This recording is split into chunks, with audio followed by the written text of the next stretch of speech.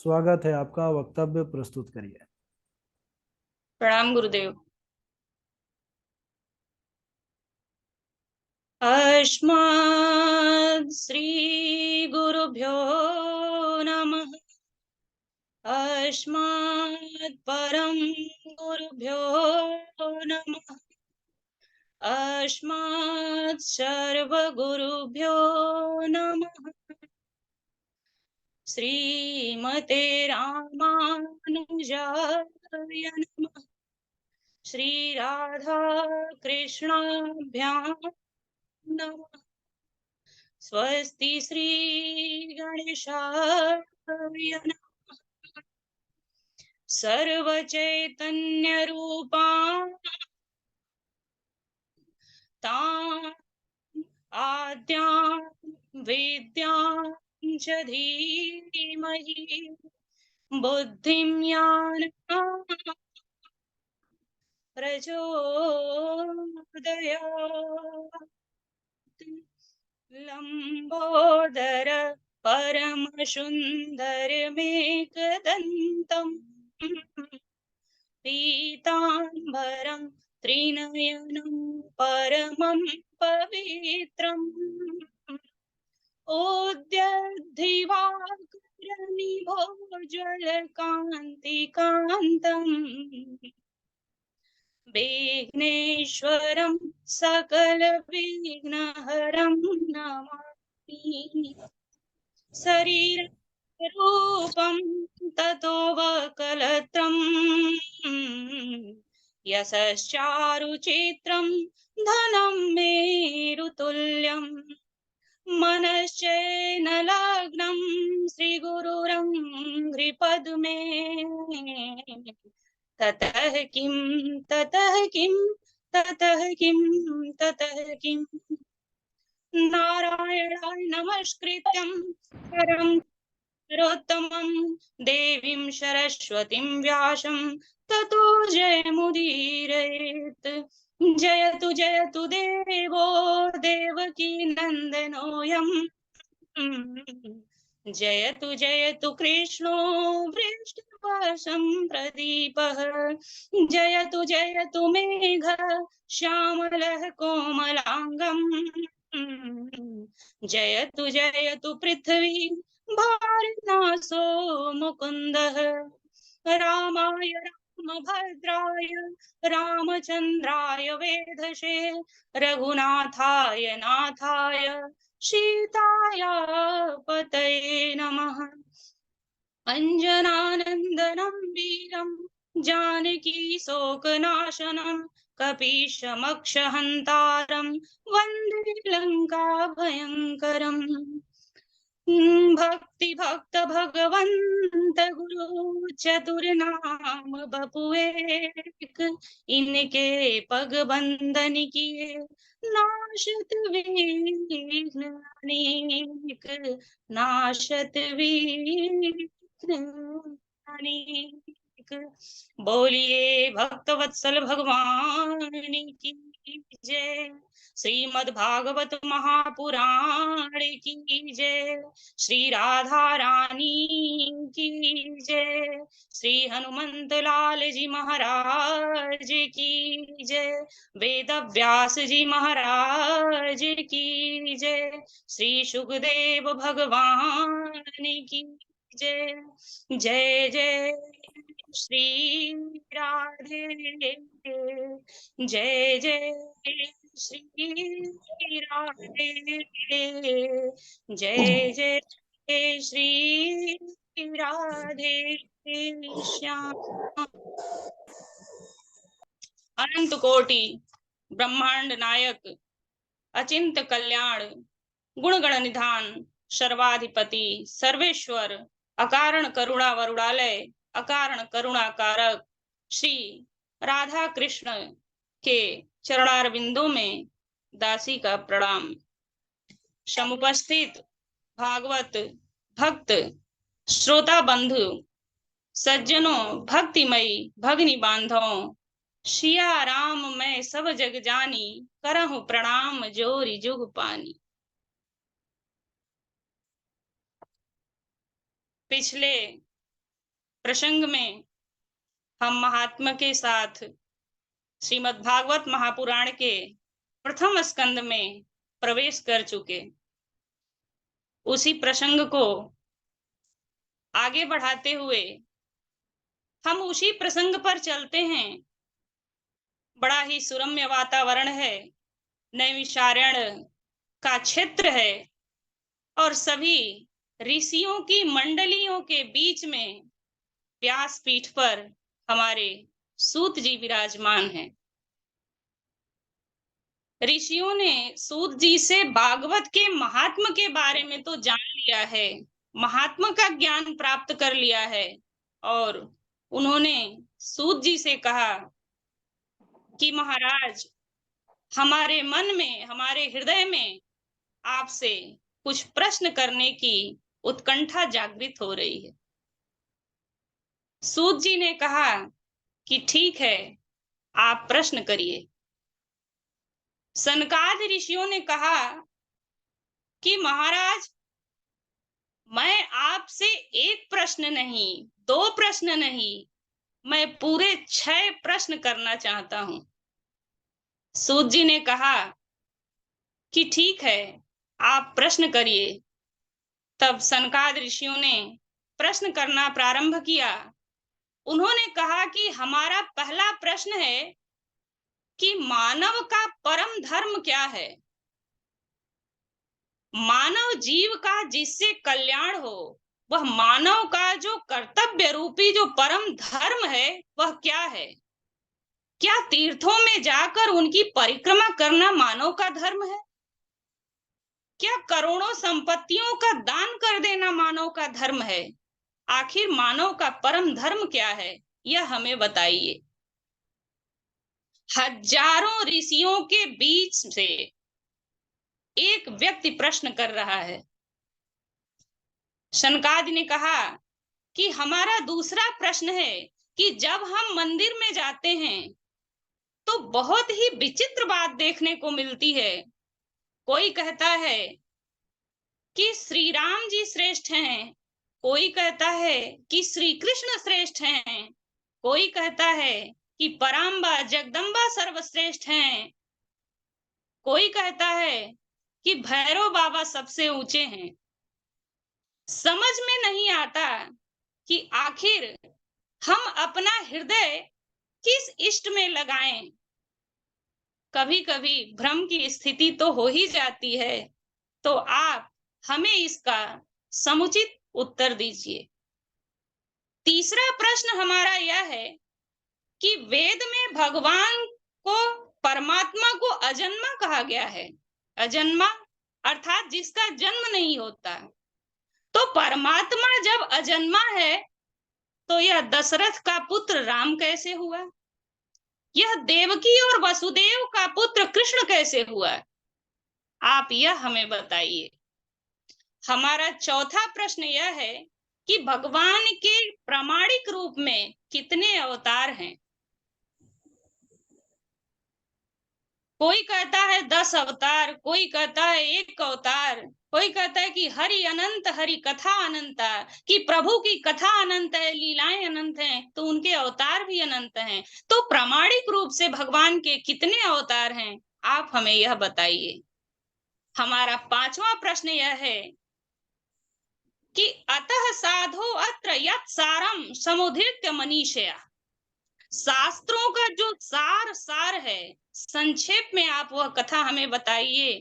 किंतु जब हमारे श्री कृष्ण की अवतरण की कथा आए, उनके लीलाओं के, उनके चरित्रों की कथा आए, तो वह मुझे व्याख्यायित रूप से बताइए, विस्तृत रूप से बताइए। हमारा 6वां और अंतिम प्रश्न यह है कि भगवान श्री कृष्ण जब पृथ्वी पर लीला करने आए तो भगवान ने कहा कि हमने अवतार लिया है इस पृथ्वी के भार को कम करने के लिए। और गीता में स्वयं भगवान ने कहा है, परित्राणाय साधूनां विनाशाय च दुष्कृतां धर्म संस्थापनार्थाय संभवामि युगे युगे संभवामि भविष्यामि युगे युगे। भगवान कहते हैं कि मैं युग युग में अवतार लेता हूँ इस पृथ्वी के भार को नष्ट करने के लिए।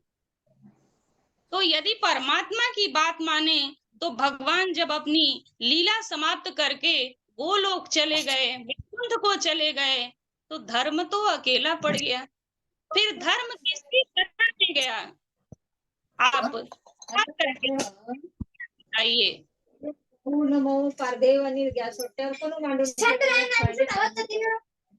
प्रश्न है और आप हमारे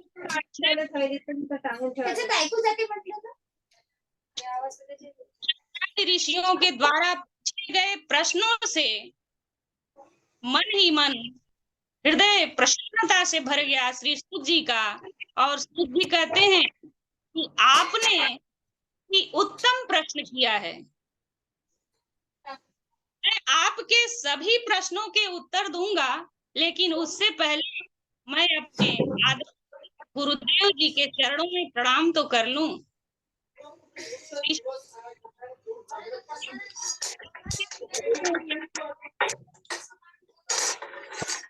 श्री सूत जी कहते हैं कि हाँ, बिना गुरु के ज्ञान तो संभव ही नहीं है। बिनु गुरु होय ज्ञान, ज्ञान होय बिनु गुरु बिना। बिना गुरु के ज्ञान तो संभव ही नहीं है। बिना गुरु के जीव की, मनुष्य की संभव नहीं। ऋषि हमारे गुरु कौन? सूत जी कहते हैं कि हमारे गुरु श्री सुखदेव जी हैं। मराच्या चक्कर मध्ये पोटात दाणं नाही राहत ना, तशीच पळतो ना कुत्र्याने सावली. किया प्रव्रजन्तमनुपेतमपेत पायनो कातरे आजुहाव। अपेत और पेत, मनुपेत और अपेत दो क्रियाएं होती हैं। तो जो बालक से जन्म आज जिसको नाल खेदन संस्कार भी नहीं हुआ है और वह जंगल की ओर दौड़ चले, जंगल की ओर भागने लगे, ऐसे सुखदेव जी हमारे गुरु हैं। ऋषियों ने कहा कि नाल छेदन संस्कार भी नहीं हुआ और जंगल की तरफ दौड़ चले, यह तो बड़ी आश्चर्यजनक घटना है, यह तो बड़ी आश्चर्यजनक कथा प्रतीत हो रही है। कृपा करके हमें इस कथा का श्रवण कराएं। तब सूत जी ने कहा, ऋषियों, हुआ यूं कि जब श्री कृष्ण और राधा रानी गोलोक में विराजमान थे तो उनका एक था, नाम था कलविंक। कलविंक नामक तोता श्री राधा रानी के गोद में क्रीड़ा करते थे, खेलते थे। वही तोता सुखदेव जी। एक बार श्री कृष्ण और राधा रानी ने विचार किया कि पृथ्वी पर आसक्ति बढ़ गई है और धर्म के प्रचार प्रसार के लिए इस सुख को पृथ्वी पर भेजा जाए, मृत्युलोक पर भेजा जाए। राधा रानी ने कहा, प्रभु जैसी आपकी इच्छा। तब उन्होंने श्री सुखदेव जी यानी उस कलवंक नामक तोते से कहा कि आप मृत्युलोक पर जाओ पुत्र, और वहां भागवत धर्म का प्रचार प्रसार करो। तब उस तोते ने कहा कि नहीं माँ, मैं मृत्युलोक में नहीं जाऊंगा। वहां जाऊंगा मैं माया से ग्रसित हो जाऊंगा और जो भी 2-4 माला आपके नाम की जप करता हूँ वह सब छूट जाएगा। फिर राधा रानी ने कहा कि नहीं पुत्र, आप जाओ, आपको माया ग्रसित नहीं करेगी, यह मैं वचन देती हूँ। और फिर कैलाश पर्वत पर एक बट वृक्ष है, उस बट वृक्ष में एक तोता और तोती रहते हैं और उस सुखदेव जी को उस कलविंक तोते को अंडे के रूप में उस तोती के गर्भ में प्रवेश करा दिया गया, प्रवेश मिला। अब नारद जी सोचे कि बहुत दिन हो गए और सुखदेव जी का आगमन मृत्युलोक पर हुआ नहीं, और जब तक मृत्युलोक पर सुखदेव जी का आगमन नहीं होगा तब तक धर्म का प्रचार प्रसार कैसे होगा। यह सोचकर नारद जी विचार करने लगे कि कुछ तो करना ही पड़ेगा। नारद जी बहुत ही विचित्र संत हैं सज्जनों। नारम ज्ञानम ददाति इति नारदः, नारम ज्ञानम ददाति इति नारदः, जो ज्ञान देता है उसे नारद कहते हैं। या यूं कह लीजिए कि नारम अज्ञानम द्यति खंडयति नारदः, जो अज्ञान का नाश कर दे, अज्ञान को खंडित कर दे, वह नारद है। नारद जी की एक विशेषता है कि जिस घर में यदि कलह नहीं हो रहा है, झगड़ा नहीं हो रहा है, और नारद जी अगर उस घर में उस चरण रख दिए उस घर में, तो वहां कलह उत्पन्न हो जाता है। और जिस घर में झगड़े हो रहे हैं, कलह हो रहा है, यदि उस घर में भी नारद जी ने चरण रख दिया तो वहां कलह होना शांत हो जाता है। शास्त्रों में कहा गया है कि नारदो देव दर्शनः, जिस भी मनुष्य को नारद जी के दर्शन हो जाते हैं उस मनुष्य को वैकुंठ मिलना निश्चित है। नारद जी की यह विशेषता है। और ब्रजवासी तो कहते हैं कि ना रद्द, अर्थात जिसकी बात कभी रद्द नहीं होती है वह नारद है। नारद जी ने सोचा कुछ तो नाटक, कुछ तो अभिनय करना पड़ेगा सुखदेव जी को इस मर्त्यलोक में लाने के लिए। तब नारद जी ने सोचा कि एक बार लक्ष्मी नारायण में तो झगड़ा करा ही चुका हूं, ब्रह्मा जी और सरस्वती जी में भी विवाद करा चुका हूं, बचे महादेव और भवानी। यह सोचकर नारद जी सीधे कैलाश पर्वत पर चले गए। और जब कैलाश पर्वत पर गए हैं तो वहां भगवान भोलेनाथ तो अपनी समाधि में लीन है। माता पार्वती ने नारद जी को देखा और बोली कि आओ पुत्र, बहुत दिन हो गए, आप पधारे नहीं।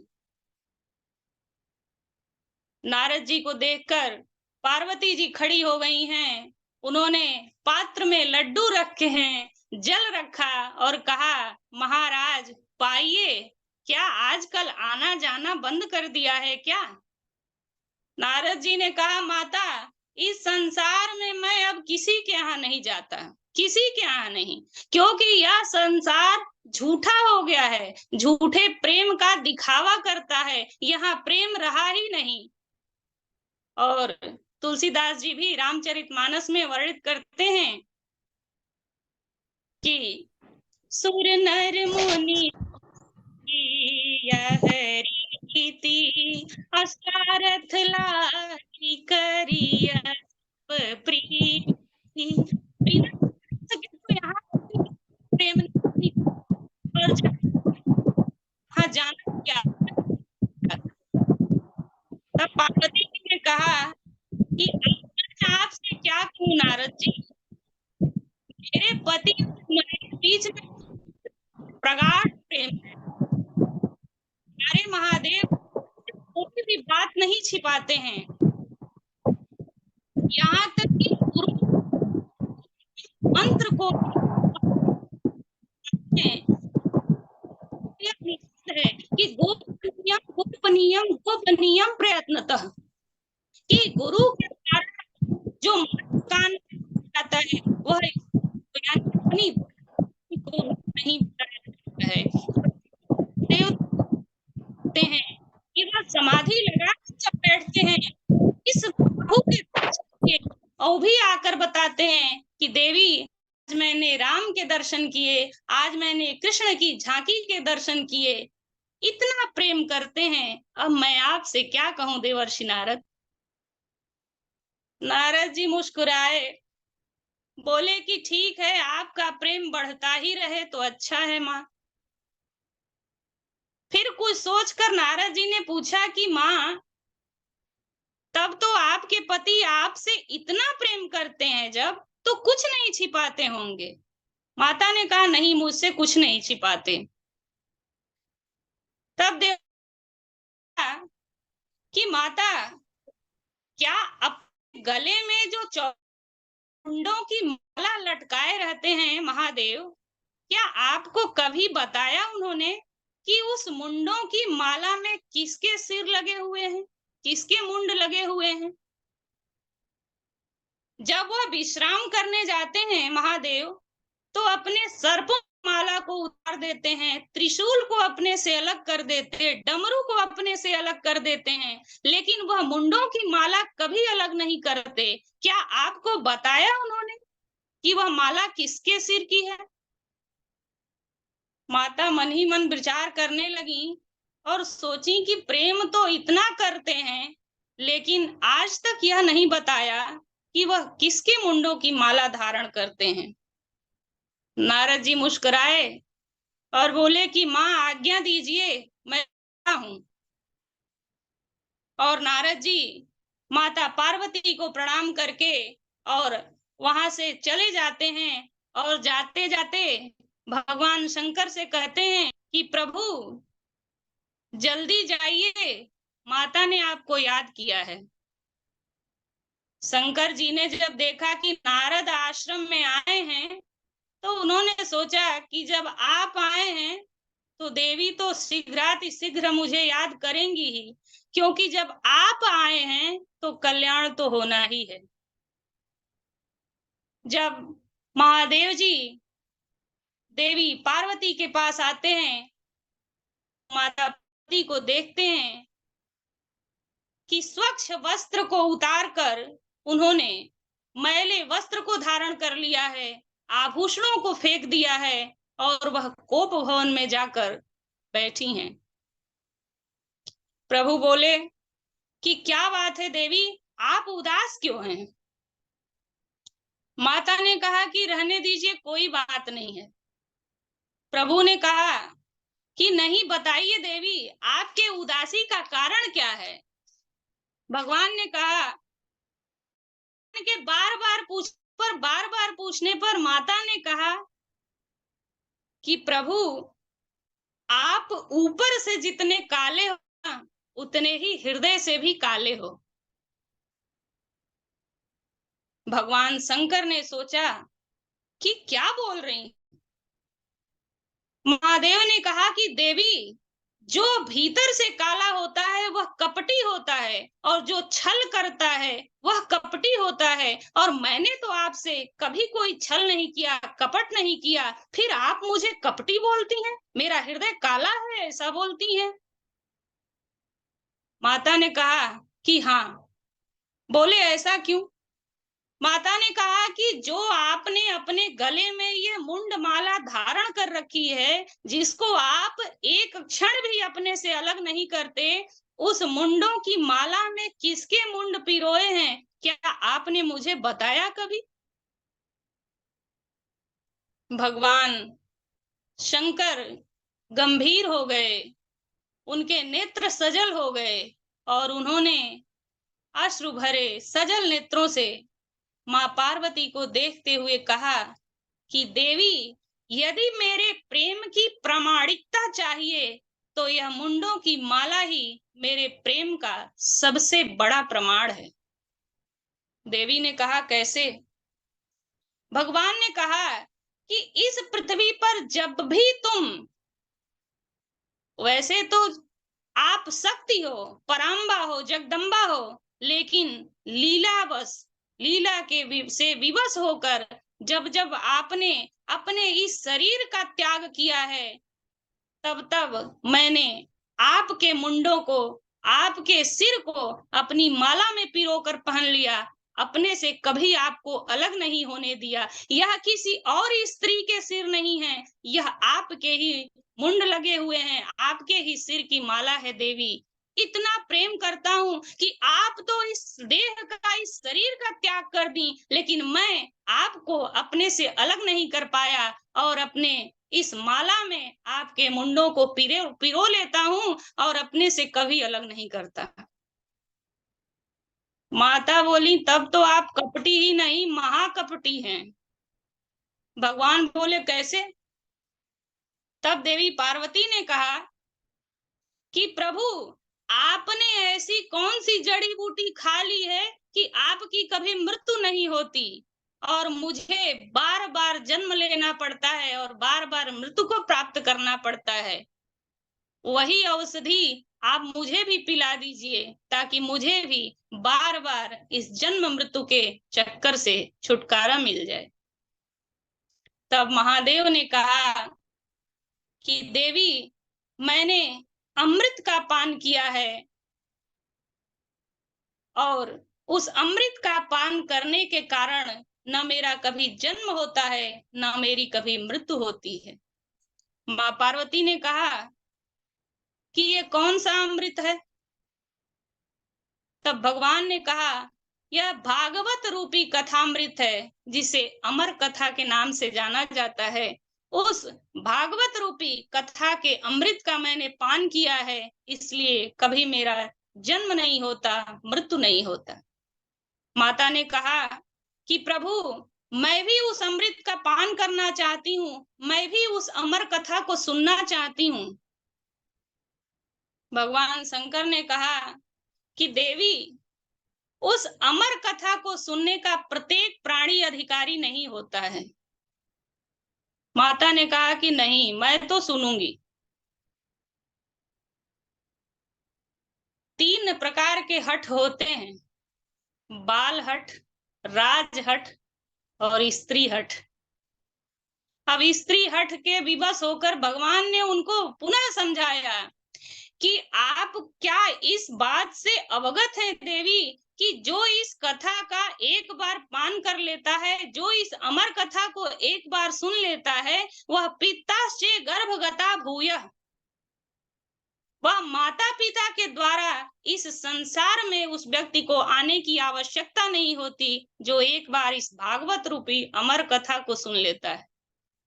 माता ने कहा कि मुझे सुनना है। तब प्रभु ने कहा कि इस कथा के सुनने के 3 विधान हैं। माता ने कहा, जो भी नियम हो, जो भी विधान हो, मैं सबका पालन करूंगी, लेकिन मुझे यह अमर कथा सुननी है। भगवान शंकर ने कहा कि प्रथम विधान यह है कि भागवत की कथा सम्मुख बैठकर सुनना चाहिए, व्यासपीठ से ऊपर नहीं और व्यासपीठ के पीछे भी नहीं।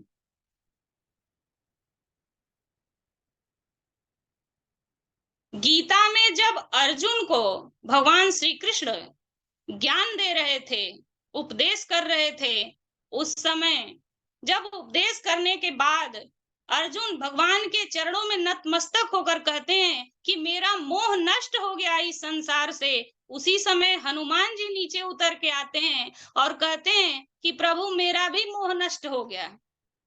कृष्ण जी बोले कि तुम कहाँ कथा सुन रहे थे? हनुमान जी ने कहा कि कपित ध्वजे, मैं ध्वज पर, अर्जुन की रथ के ऊपर जो ध्वज है उस पर बैठकर मैं यह कथा सुन रहा था। तब श्री कृष्ण ने कहा कि यदि आपको कथा सुननी ही थी हनुमान, तो आप नीचे बैठकर कथा सुने होते, आप ऊपर कथा सुने, यह शास्त्र का निषेध है। इसलिए मैं आपको श्राप देता हूं कि आपका जो यह शरीर है वह पिशाच का हो जाए। और देखते ही देखते हनुमान जी का शरीर पिशाच का हो गया। तब हनुमान जी ने प्रार्थना की कि प्रभु, इस देह से मुक्ति कैसे मिलेगी, इस पिशाच शरीर से मुक्ति कैसे मिलेगी? तब भगवान श्री कृष्ण ने कहा कि हनुमान, तुम गीता का अनुवाद करो, तब तुम्हें इस देह से मुक्ति मिलेगी। और हनुमान जी ने गीता का अनुवाद किया है, जिसे पिशाच भाष्यम के नाम से जाना जाता है। इसलिए कभी भी भगवान की कथा जहां हो रही है, वहां व्यासपीठ से नीचे बैठकर कथा श्रवण करना चाहिए। दूसरा विधान यह है कि भगवान की कथा के बीच में उठना बैठना नहीं चाहिए, व्यर्थ की बात को नहीं कहना चाहिए। यदि कुछ कहना ही है तो भगवान का संकीर्तन करो, भगवान का गुणगान करो, उनकी लीलाओं की चर्चा करो। तीसरा विधान है कि भगवान की कथा हो रही है तो बीच में सोना नहीं चाहिए, और जो काम बड़ी बड़ी दवाइयां नहीं कर पाती है ना, वह काम भागवत की कथा कर देती है। क्योंकि अच्छे अच्छे लोगों को भी कथा कितनी भी आनंदमय चल रही हो, नींद आ ही जाती है। और कहते हैं कि कथा के बीच में आया हुआ श्रोता आनंद से सोता है, लेकिन जो जाग गया उस कथा में, ध्यान दीजिए कि जो जीव, जो मानव उस कथा से जाग जाता है वह कभी नहीं सोता है। ऐसी यह भागवत की कथा है, और वह पूरे संसार को जगाने का प्रयास करता है। तुलसीदास जी भी कहते हैं कि जानिय तब ही जीव जग जागा, जानिय तब ही जीव जग जागा, अजब सब विषय विलास विरागा। भगवान की कथा सुनते समय सोना नहीं चाहिए।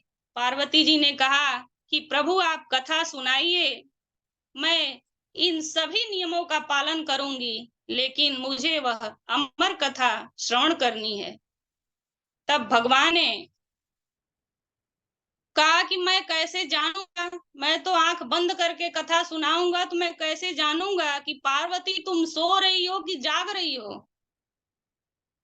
तब पार्वती जी ने कहा कि प्रभु एक एक स्कंद जब बीत जाएगा, उसकी समाप्ति पर मैं हूं करूंगी, और जब मैं यह आवाज करूंगी आप जान जाइएगा कि मैं जाग रही हूँ, मैं सोई नहीं हूँ। तब भगवान शंकर ने कथा सुनाने प्रारंभ करने से पहले अपने डमरू को एक बार बजाया, और जैसे ही भगवान ने अपने डमरू को बजाया, वन के जो भी हिंसक जीव जंतु पक्षी थे सब उस वन से बाहर चले गए, लेकिन वह पक्षिणी जिसके गर्भ में अंडे के रूप में सुखदेव जी थे वह नहीं गई। भगवान ने जब दूसरी बार डमरू बजाया, भय के कारण उस पक्षिणी के गर्भ से वह अंडा बाहर आ गया। भगवान ने जब तीसरी बार डमरू बजाया, तब वह पक्षी उस अंडे को वहीं छोड़कर अन्यत्र उड़कर चली गई। भगवान ने देखा कि निर्जन वन हो गया है, कोई नहीं है। तब भगवान ने कथा सुनाना प्रारंभ किया। भगवान ने प्रथम स्कंद की कथा सुनाई और समाप्त किया। प्रथम स्कंद के कथा के समाप्त होने पर वह अंडा साबुत हो गया। जब द्वितीय स्कंद की कथा सुनाई, वह अंडा फूट गया, उसमें से जीव का प्रादुर्भाव हो गया। और जब तीसरे स्कंद की कथा सुनाई महादेव जी ने, तब उसमें से एक सुंदर सा पक्षी जीव उत्पन्न हो गया। ऐसे ही भगवान ने जब चौथे, पांचवें, छठे, सातवें, अष्टम स्कंद की कथा सुनाई, माता ने हूं कथा की समाप्ति पर करती रही। प्रभु आंख बंद करके ध्यान मग्न होकर उस अमर कथा का श्रवण करा रहे हैं माँ भवानी को। और जैसे ही नवम स्कंद की कथा आई, माता ने सोचा कि इसमें तो बस बाप बेटे की ही कहानी कथा चल रही है, ये कौन सी कथा है। भागवत के नवम स्कंद में वंशावलियों की व्याख्या है, और उस वन में जहां शांति ही थी, निर्मल हवाएं चल रही थीं, और माता पार्वती की उसी समय आंख लग जाती है और वह सो जाती हैं। इधर वह पक्षी जब सुना, कथा सुनने में मग्न है, और जब एकादश स्कंद की कथा प्रारंभ होती है, वह पक्षी सोचता है कि माँ तो सो गई हैं, भवानी सो गई, और यदि उन्होंने आवाज नहीं की तो कथा पर विराम लग जाएगा और मैं कथा का पान नहीं कर पाऊंगा। यह सोचकर वह माँ पार्वती के स्वर के जैसे स्वर मिलाकर की आवाज करने लगा। भगवान ने एकादश, द्वादश और स्कंद की जब कथा संपूर्ण कर ली सुना के, तब उन्होंने जब जयकारा लगाया, बोलिए भक्तवत्सल भगवान की जय। भगवान ने जैसे ही जयकारा लगाया, माँ पार्वती की आंख खुली और उन्होंने कहा, प्रभु कृष्ण का जन्म हो गया। भगवान ने कहा कि अरे क्या बोल रही हो देवी, मैंने तो कथा की समाप्ति पर जयकारा लगाया प्रभु की, तुम कथा नहीं सुन रही थी। माता ने बोला, प्रभु मुझे तो नींद आ गई थी, क्षमा करें, मैंने अष्टम स्कंद तक ही कथा सुनी, नवम स्कंद में मुझे नींद आ गया। भगवान ने सोचा कि फिर यह हूं की आवाज कौन कर रहा था, और भगवान भोलेनाथ ने जैसे ही अपने नेत्रों को ऊपर उठाया तो देखते हैं कि कथा के रस से ओत प्रोत वह पक्षी जो है, वह तोता जो है, आनंद में विभोर है, उसके नेत्रों से भाव के आंसू बह रहे हैं। लेकिन भगवान शंकर ने सोचा कि यह तो शास्त्र का अपमान कर दिया, इसने तो ब्रह्मा के ज्ञान की चोरी कर ली है, इसकी मृत्यु होना निश्चित है। और जैसे ही भगवान ने यह सोचा, उस पक्षी की तरफ भगवान महादेव ने अपने त्रिशूल को उठाए हैं और लेकर दौड़ पड़े मारने के लिए। आगे आगे वह पक्षी कैलाश पर्वत पर विचरण कर रहा है, भाग रहा है, पीछे पीछे महादेव त्रिशूल उठाए हुए उसको मारने के लिए दौड़ रहे हैं। क्या वह दृश्य है